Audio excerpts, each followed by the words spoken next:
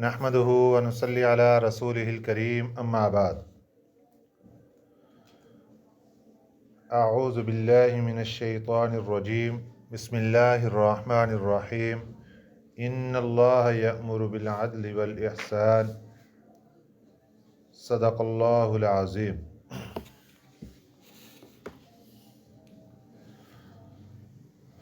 आज का हमारा सबक कुरान पाक का तर्जुमा और तफसीर से हटकर माह रजब के हवाले से होगा। रजब के महीने में बहुत सी ऐसी चीज़ें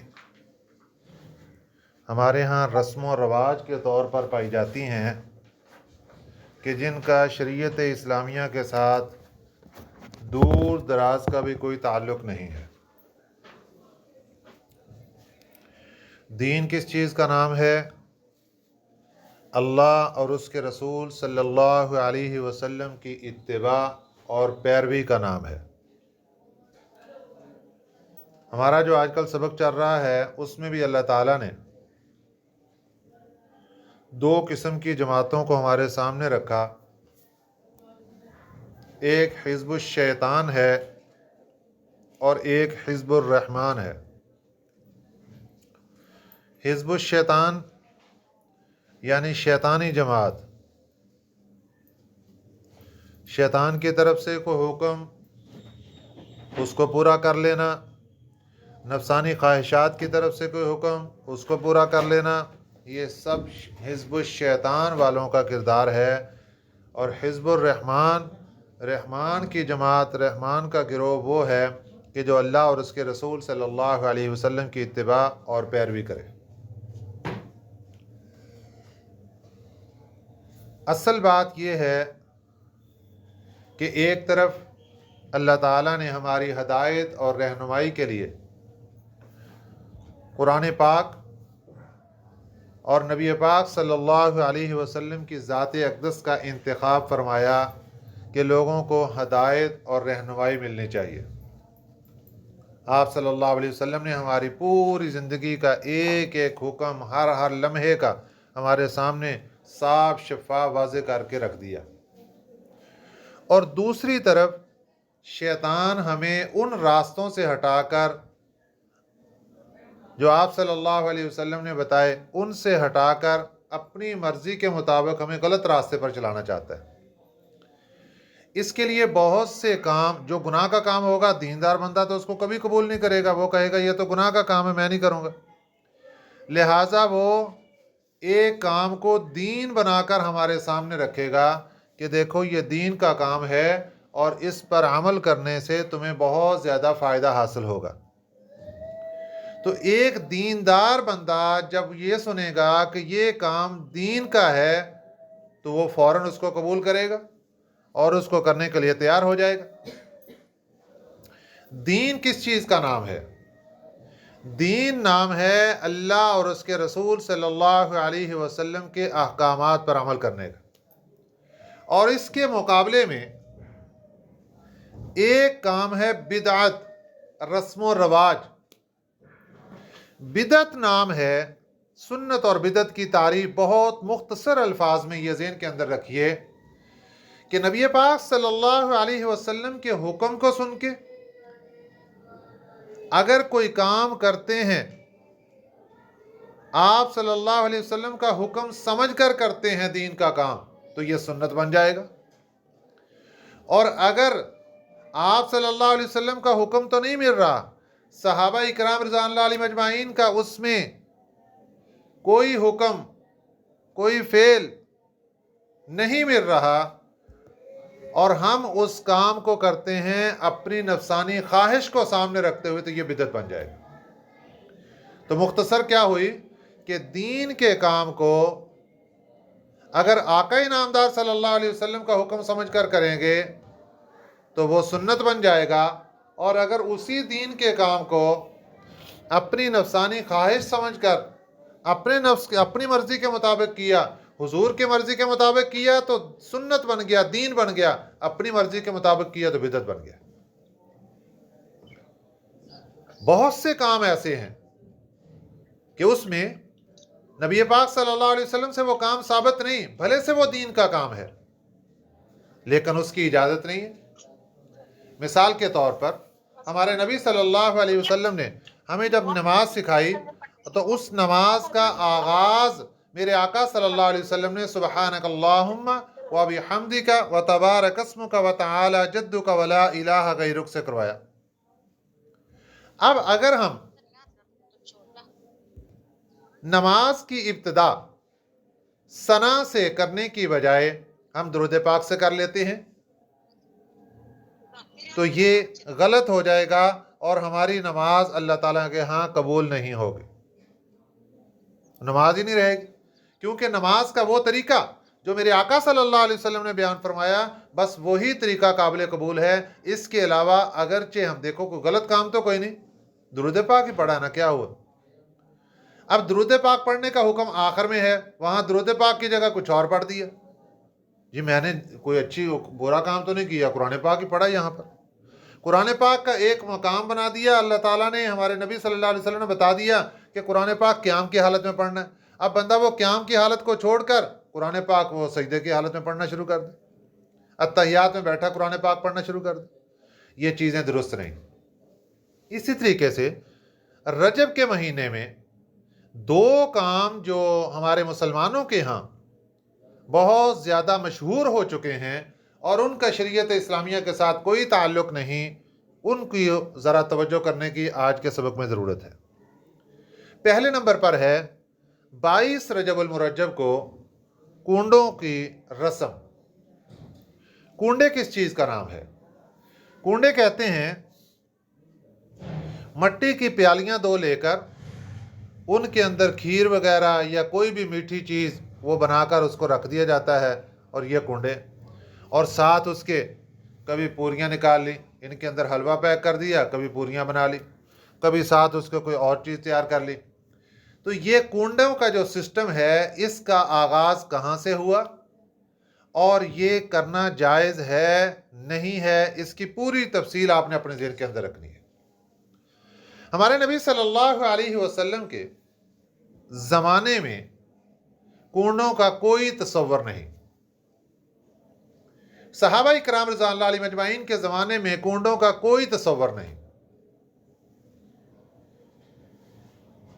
جو لوگ کنڈوں کا ختم دلواتے ہیں یا اس رسم و رواج کو پورا کرتے ہیں ان کا دعویٰ یہ ہے کہ اس کا آغاز ہوا ہے حضرت امام جعفر صادق رحمہ اللہ تعالی کے زمانے سے۔ حضرت امام جعفر صادق رحمۃ اللہ علیہ بہت بڑے بزرگ، اللہ کے ولی، سید خاندان کے فرد، ان کی عظمت، ان کی فضیلت، ان کی منقبت، اس میں کوئی شک و شبہ کی گنجائش نہیں۔ اگر کوئی مسلمان شک و شبہ کی گنجائش کرتا ہے تو اس کا ایمان خطرے میں ہے۔ لیکن 22 رجب کو وہاں منسوب کرنا یہ بالکل درست نہیں ہے۔ اصل کنڈوں کی حقیقت کیا ہے؟ نبی پاک صلی اللہ علیہ وسلم جب دنیا سے پردہ فرما گئے تو آپ کے بعد حضرت ابوبکر صدیق رضی اللہ تعالیٰ عنہ کے زمانے میں فتنوں نے سر اٹھایا۔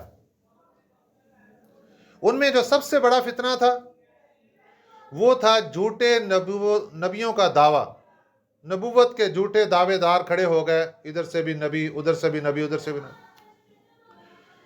دوسرا جو ایک اہم مسئلہ اور فتنہ کھڑا ہوا وہ یہ تھا کہ لوگوں نے زکوٰۃ دینے سے انکار کر دیا، اور تیسرا جو اہم ترین فتنہ کھڑا ہوا وہ منافقین کا تھا۔ وہ آپ صلی اللہ علیہ وسلم کے زمانے میں بعد نہیں آ رہے تھے اور اب تو وحی کا سلسلہ رک گیا اور انہوں نے کھل کر اسلام کے خلاف اعلان جنگ کر دیا۔ اور چوتھا جو فتنہ تھا وہ یہودی اور نصارہ کا تھا، جو آپ صلی اللہ علیہ وسلم کے زمانے میں کچھ دبے ہوئے تھے۔ جب حضرت ابوبکر صدیق رضی اللہ تعالیٰ عنہ کا زمانہ آیا تو یہ فتنہ بھی ابھر کر سامنے آ گیا۔ حضرت ابوبکر صدیق رضی اللہ تعالیٰ عنہ نے ان کے خلاف بڑے تحمل کے ساتھ کارروائی کی اور یہ نظام چل گیا۔ حضرت عمر بن خطاب رضی اللہ تعالیٰ عنہ نے بھی اپنے زمانے میں بہت اچھے طریقے سے ان کے خلاف کارروائی کرتے رہے۔ اب ایک آدمی تھا یہودی جس کا نام تھا عبداللہ بن سبا۔ یہ یہودی بندہ مسلمانوں کے ساتھ بہت سخت رویہ رکھتا تھا اور دشمنی والا منافق بھی تھا، یہ یہودی بھی تھا اور مسلمانوں کا سخت ترین دشمن تھا۔ اس کی کارروائیاں جب مدینہ طیبہ میں بار بار دیکھی گئیں تو اس کو یہاں مدینہ سے نکال دیا گیا، چلو بھائی۔ یہ یہاں سے نکلا اور کوفہ، بصرہ، شام ان علاقوں میں جا کر وہاں اس نے پناہ لے لی اور وہاں پہ اپنی زندگی گزارنی شروع کر دی اور ایک بڑی جماعت تیار کرنا شروع کر دی مسلمانوں کے خلاف دشمنی کے لیے۔ اس کے بعد حضرت عثمان غنی رضی اللہ تعالیٰ عنہ کا زمانہ آیا تو یہی وہ لوگ تھے جو اس کے تیار کیے ہوئے بندے جنہوں نے حضرت عثمان غنی رضی اللہ تعالیٰ عنہ کے خلاف اعلان بغاوت کیا اور ان کو مدینہ طیبہ کی سرزمین پر آ کر شہید کر دیا۔ پھر حضرت علی رضی اللہ تعالیٰ عنہ کا زمانہ آیا تو انہی گروہ کے لوگوں نے حضرت علی رضی اللہ تعالیٰ عنہ کے ساتھ اتنی محبت کا ثبوت دیا کہ ان کو مشکل کشا اور کیا سے کیا نام دے دیے۔ یہی وہ گروہ تھا جن کے خلاف حضرت علی رضی اللہ تعالیٰ نے بھی سخت ایکشن لیا، لیکن یہ گروہ اپنی کارروائیاں آگے کرتا رہا یہاں تک کہ یہی وہ جماعت ہے، یہی گروہ ہے جس نے حضرت علی رضی اللہ تعالیٰ عنہ کو بھی شہید کر دیا۔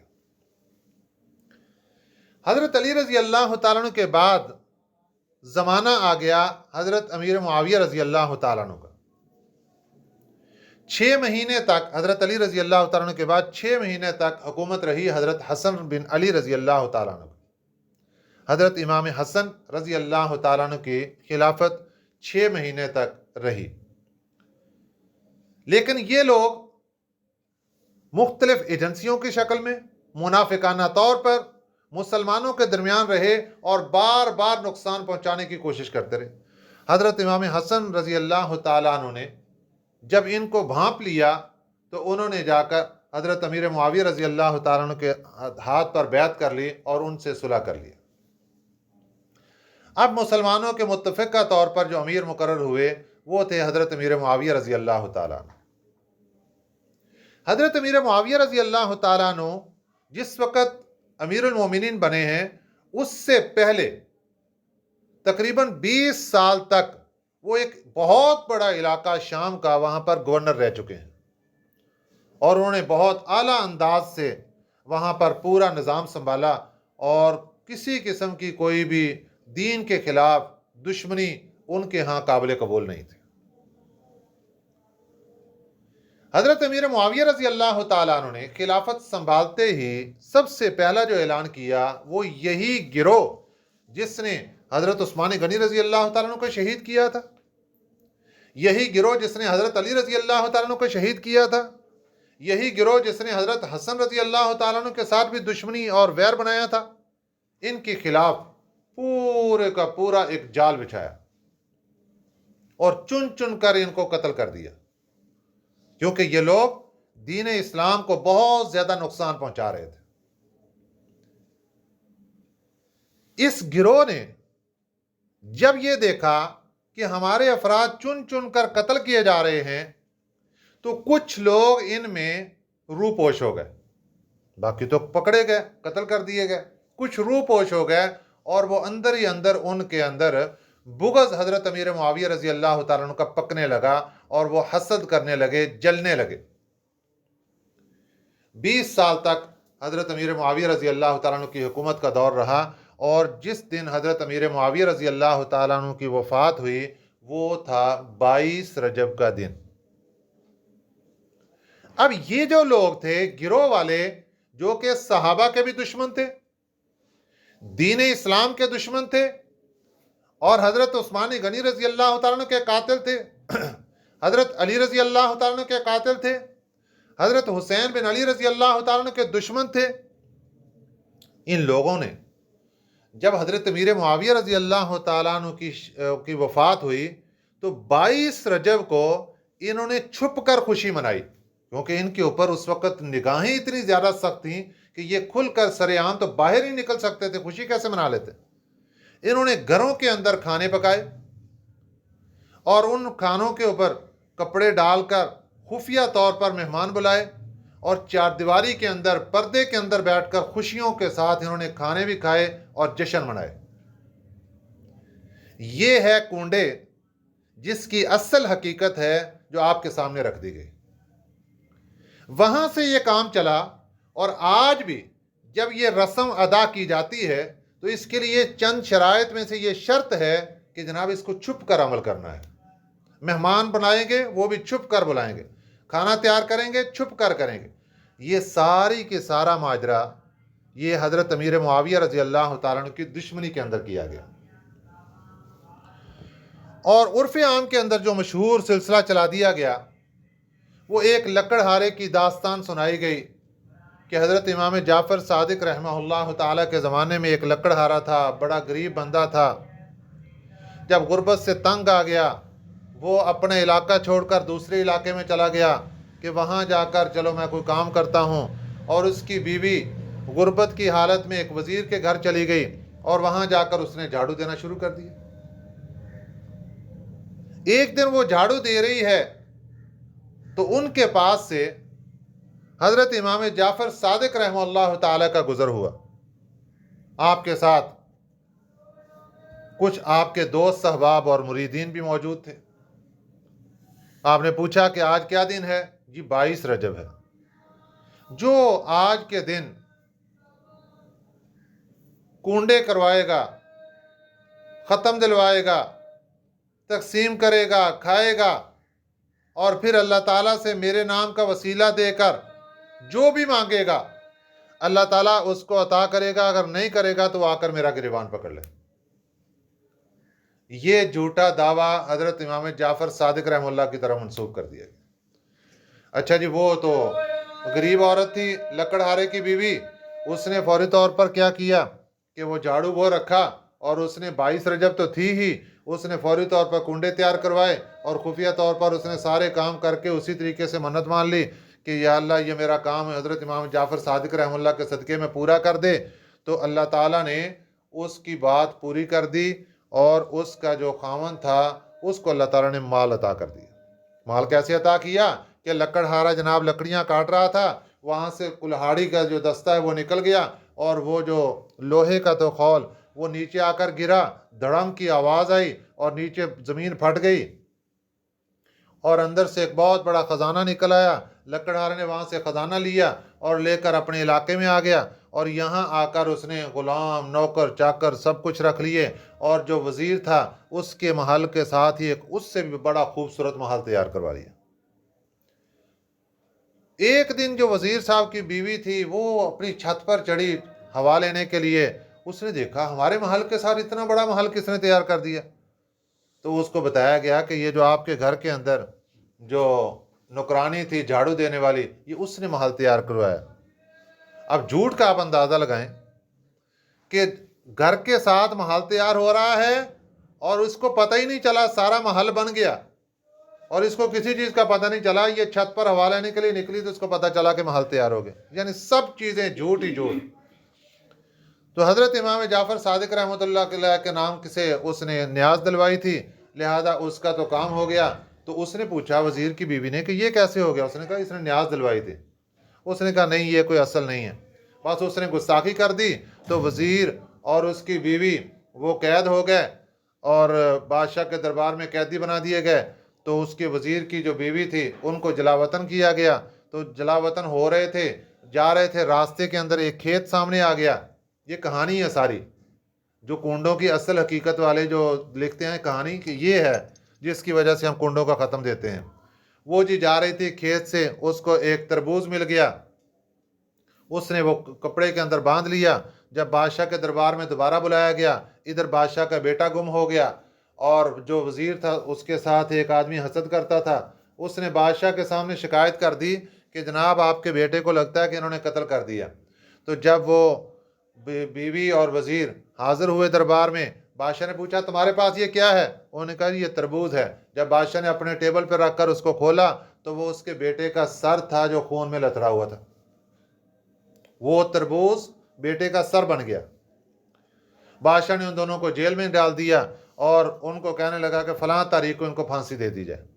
अब मियाँ बीवी दोनों सोच रहे हैं कि हमसे क्या गलती हो गई, नमाज नमाज तो नहीं पढ़ते थे, चलो कोई बात नहीं, नमाज की वजह से नहीं फंसे, रोज़ा भी नहीं रखते थे, नहीं रोज़े की वजह से भी नहीं। अब वो अपनी गलतियां टटोल रहे हैं कि कौन सी गलती हुई जिसकी वजह से हम पकड़ में आ गए। अब ये जितनी नेकी के काम ये छोड़ने कोई परवाह नहीं इसकी। अच्छा, वो हमने न्याज नहीं दिलवाई थी और हमने गुस्ताखी कर ली हज़रत इमाम जाफ़र सादिक रहमतुल्लाह अलैह, लिहाजा उन्होंने भी नीयत कर ली कि हम जब भी 22 रजब आएगा तो हम भी न्याज दिलवाएंगे। लिहाजा उनकी जैसे नीयत की तो सुबह ही सुबह वो बादशाह का जो बेटा वो वापस आ गया। बादशाह ने दोबारा उनको बुलाया तो वो टेबल पर जब कपड़ा रख के उसको खोला गया तो वो तरबूज बन गया, जो बादशाह के बेटे का सर था वो तरबूज।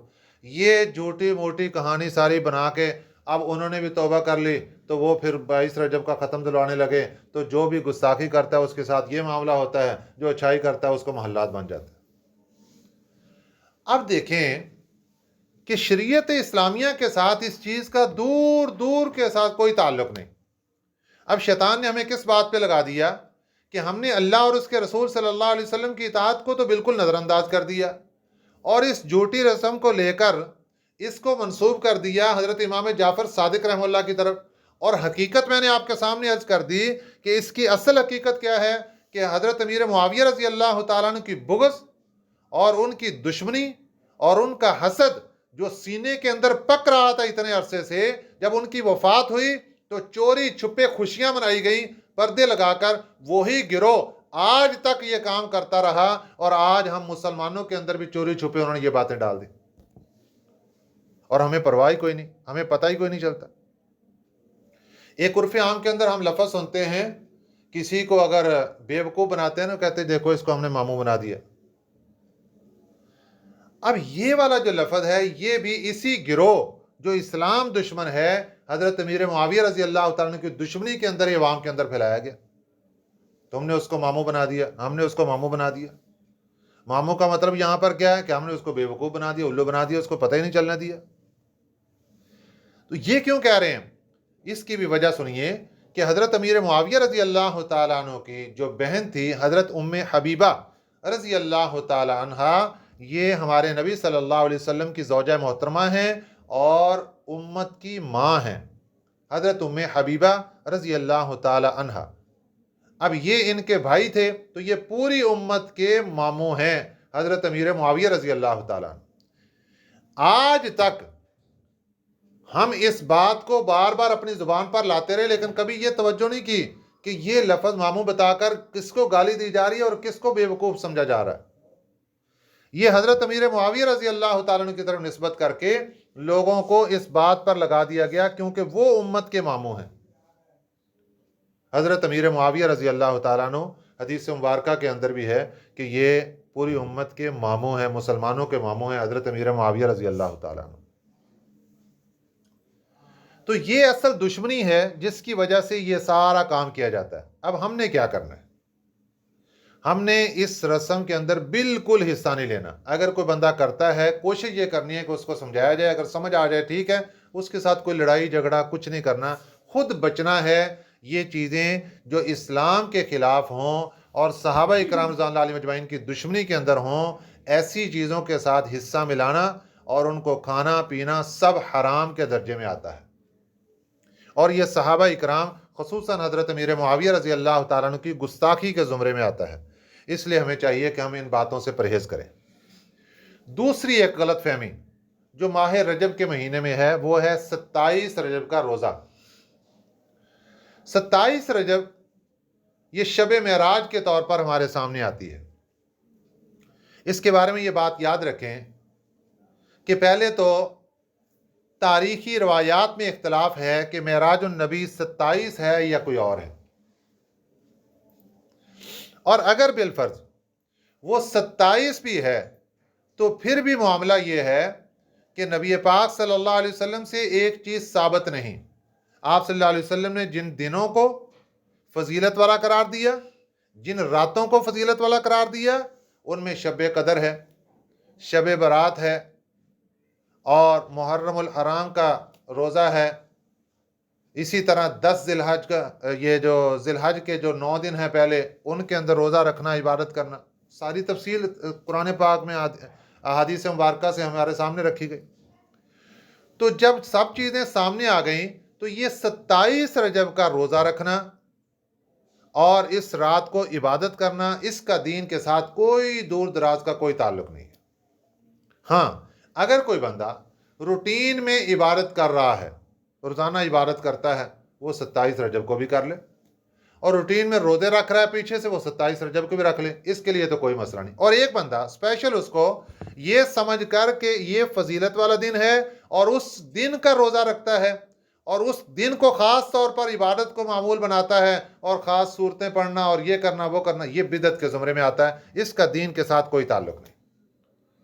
یہ بات یاد رکھیں، ہمارے نبی صلی اللہ علیہ وسلم کو جو اللہ تعالیٰ نے معراج کروائی، شب معراج، یہ 5 نبوی کا واقعہ ہے، یعنی جب آپ صلی اللہ علیہ وسلم کو اللہ تعالیٰ نے نبوت عطا فرمائی تو اس کے 5ویں سال معراج کا واقعہ پیش آیا۔ آپ صلی اللہ علیہ وسلم 18 سال تک اس کے بعد حیات طیبہ کے ساتھ موجود رہے۔ صحابہ اکرام رضوان اللہ علیہم اجمعین کو کبھی بھی آپ صلی اللہ علیہ وسلم نے شب معراج کا نہیں بتایا کہ آج شب معراج 27ویں رجب آ گئی لہذا تم روزہ رکھ لو اور عبادتیں کرو۔ اس کے 18 مرتبہ آپ صلی اللہ علیہ وسلم کے زمانے میں شب معراج آئی، آپ صلی اللہ علیہ وسلم نے کبھی بھی صحابہ اکرام کو اس کے اندر عبادت کرنے کی یا روزہ رکھنے کی کوئی تلقین نہیں فرمائی۔ صحابہ اکرام رضوان اللہ علیہ اجمعین کا زمانہ آیا، تقریباً 100 سال تک آپ صلی اللہ علیہ وسلم کے بعد صحابہ اکرام کا زمانہ ہے، اور صحابہ اکرام کے زمانے میں کسی سے بھی کوئی ثابت نہیں کہ انہوں نے شب معراج کے خاص طور پہ عبادت کی اور اس کا روزہ رکھا۔ دیکھیں، اگر اس کو خاص طور پر یہ سمجھ کر کریں گے کہ یہ فضیلت والا دن ہے تو پھر گناہ گار ہوں گے، اور روٹین کے مطابق کر رہے ہیں تو پھر کوئی مسئلہ نہیں۔ حضرت عمر بن خطاب رضی اللہ عنہ، اچھا یہاں پر ایک سوال پیدا ہوتا ہے کہ دیکھو جی، روزہ ہی رکھا نا، کوئی گناہ کا کام تو نہیں کر لیا، عبادت ہی کی نا، کوئی گناہ کا کام تو نہیں کر لیا۔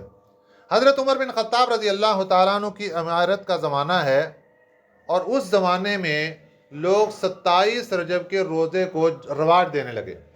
تو آپ ایک دن 27 رجب کو باہر تشریف لائے اور ایک آدمی سامنے تھا، اپنے پاس ان کے کو کھانا تھا اور اس کے منہ میں ڈال دیا کہ یہ 27 رجب کا روزہ ثابت نہ کر سکے۔ فرمایا اگر روزہ ہے تو کھول دو۔ کوئی اس کی دین کے اندر کوئی 27 رجب کی شناخت نہیں ہے کہ 27 رجب کا روزہ رکھنا افضل ہے یا فضیلت والا ہے اور اس دن خاص عمل کرنا چاہیے۔ یہ حقیقت ہے جو ہمارے سامنے رجب کے مہینے کی آئی۔